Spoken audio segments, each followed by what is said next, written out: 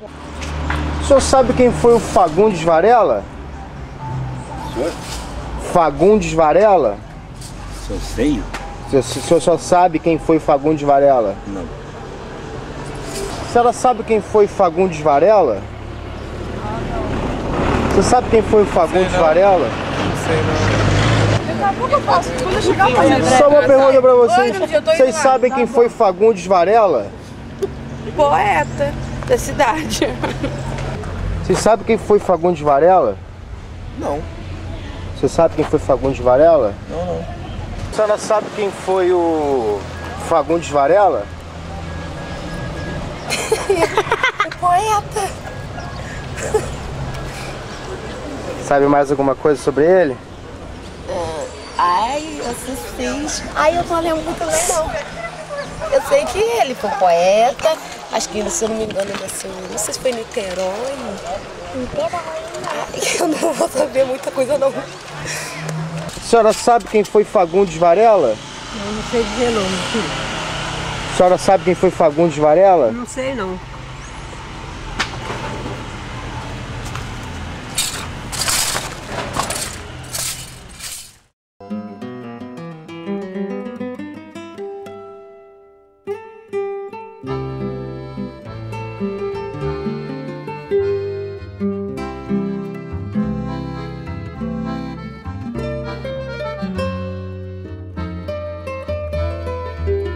Quanto te amei, que futuros, que sonhos gratos e puros, que crenças na eternidade.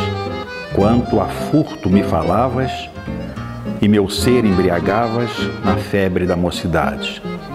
Como nas noites de estio, ao sopro do vento brando, rolo selvagem cantando na correnteza do rio. Assim passava eu no mundo, nesse mundo descuidado.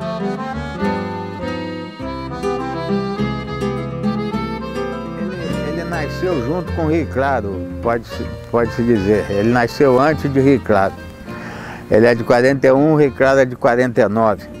Mas ali é da fazenda do avô dele, do avô materno. Tanto o avô como o cunhado, que era o barão do Rio Claro, como o pai do Varela, que era Emiliano, foram os fundadores de Rio Claro. A cidade está dentro da fazenda Santa Rita, que era do avô do Varela e onde ele nasceu. As duas famílias, tanto a materna como a paterna, foram importantes para a história de Rio Claro, embora não fossem filhos daqui. O pai do Varela era carioca, o doutor Emiliano Fagundes Varela, a quem Rio Claro deve a emancipação. E ele foi prefeito de São João Marcos, que o prefeito era o presidente de Câmara que respondia pela prefeitura. 7 anos. Era uma sociedade economicamente atrasada, né?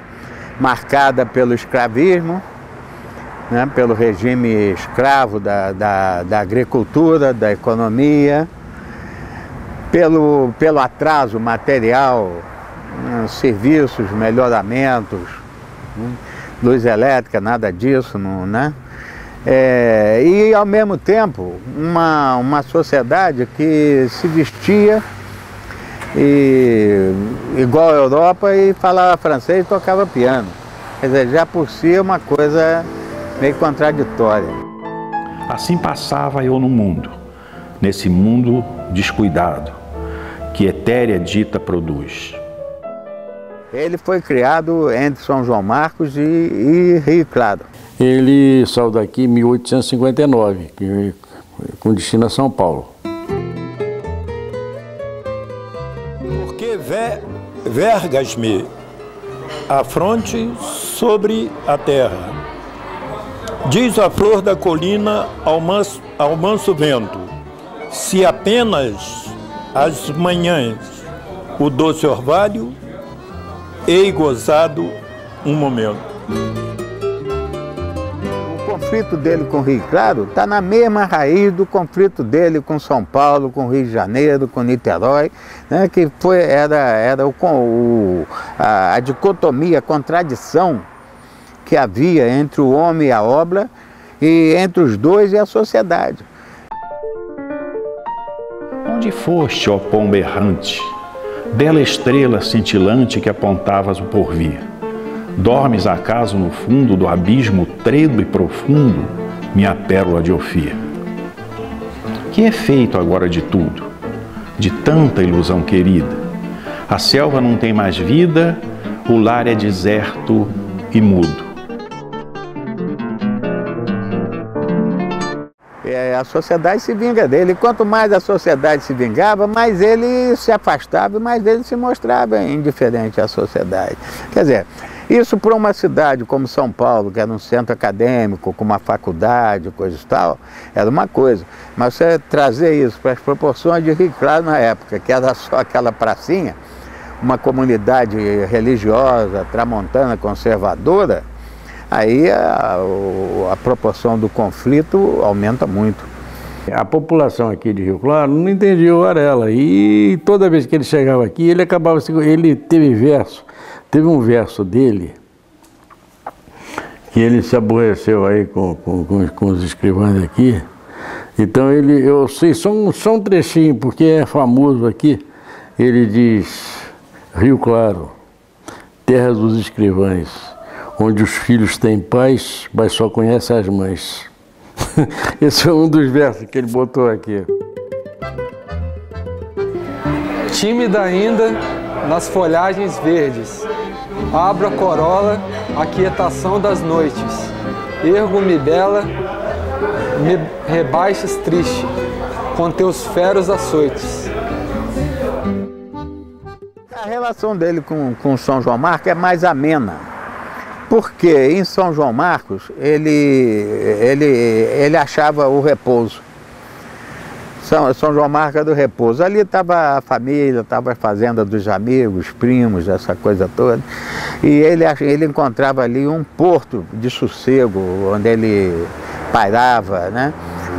Uma paisagem mais cativante para ele percorrer. E isso... E as ligações mesmo, de origem dele com São João Marcos, onde o pai foi vereador, foi juiz, né? Mas ele não quer dizer que ele não amava, ele amava Rio Claro. Quando ele se despede do Rio de Janeiro, indo para Recife, o poema dele é um hino de amor a Rio Claro. Ó, deixa-me crescer, lançar perfumes, vicejar das estrelas a magia, que minha vida pálida se encerra no espaço de um só dia. Ele era um homem religioso, profundamente religioso. Isso era uma influência mesmo de raiz, de formação, né? Ele, de certo modo, ele se apegava, né, muito à religião, como ocorre até hoje na sociedade. As pessoas que se apegam à religião como um caminho, um sossego, uma paz, uma recompensa, um consolo. Ele sempre foi muito religioso. Esse lado místico é muito presente, não só nele, como na maioria dos poetas da fase romântica. Mas nele é mais profundo, porque ele tem um momento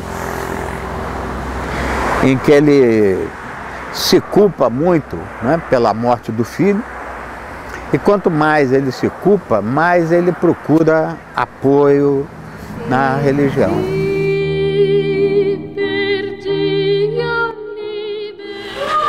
Mas o vento agitava sem piedade a fronte virgem da cheirosa flor, que pouco a pouco se tingia triste de mórbido pavor.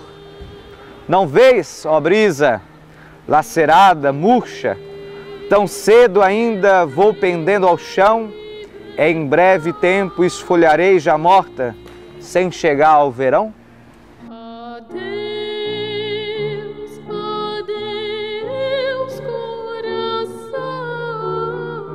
E o Varela foi que escreveu o primeiro verso abolicionista no Brasil. Tem uma lenda aí que o Castro Alves que influenciou o Varela, não foi não, foi o contrário. Olha pela idade deles, o Castro Alves é de 1847, o Varela é de 1841. 6 anos na idade que eles estavam, na adolescência, fez muita diferença. Quem ensinou o Castro Alves a falar Na Praça do Povo foi o Varela.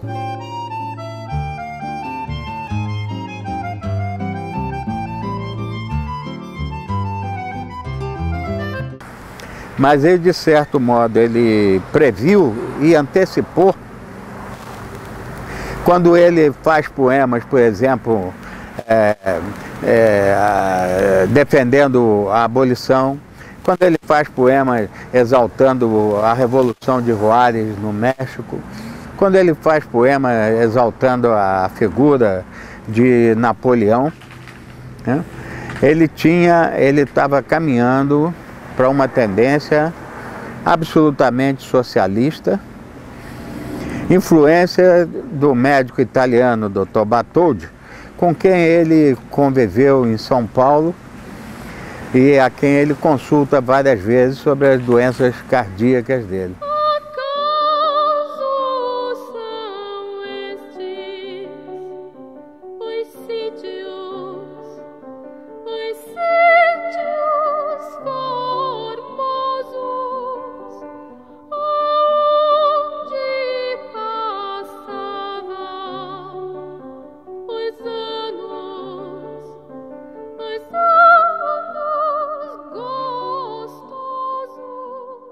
A natureza é a presença maior e mais significativa em toda a obra do Fagundes Varela. Por isso que a obra dele tem muito hoje é muito explorada pelo lado da ecologia, né? Porque ele fez na poesia o que o Antônio Parreiras fez na pintura. Ele trouxe a natureza para dentro dessa poesia dele. O Varela ele se antecipa em muitos anos ao que nós podemos chamar de uma consciência verde, uma consciência da natureza, uma consciência do ambiente, né? A própria palavra ecologia, ela surge em 76, um ano depois do Varela morto, né? É preciso a gente retroceder um pouco para entender bem esse processo, porque a floresta, o colonizador, considerava a floresta um inimigo. A época em que o Varela vive, o chamado da natureza é uma coisa própria da escola romântica, mas não com essa profundidade que ele coloca na obra dele. Você não lê 2 páginas de Varela sem você tropeçar num rio, numa monte, numa névoa, num aspecto da natureza. Isso depois, quando vai para a pintura com Antônio Parreiras, explode no fim do século, ele já tinha partido. E Rio Claro, por incrível que pareça, parece uma herança atávica. Rio Claro, muito recentemente, muitos 100 anos depois da morte do Varela, é que Rio Claro começa a entender que o verde é o caminho dele. É o caminho, o produto e o futuro. Então acho que isso é um grande caminho e, como eu disse, é curioso essa relação atávica entre o tema de um poeta que nasceu ali, criou ali, e a destinação econômica da cidade hoje, cento e tantos anos depois. O senhor sabe quem foi Fagundes Varela? Fagundes Varela é a riqueza que Rio Claro tem.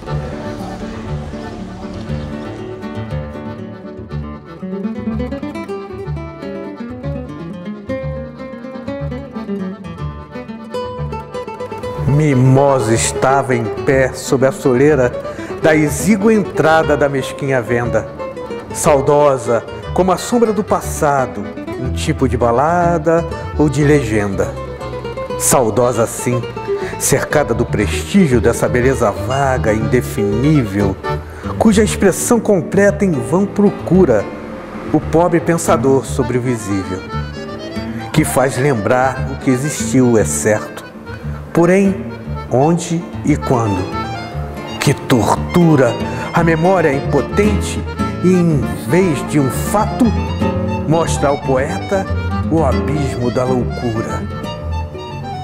Indeciso clarão de uma outra vida, fugitivo ondular, dobra ligeira,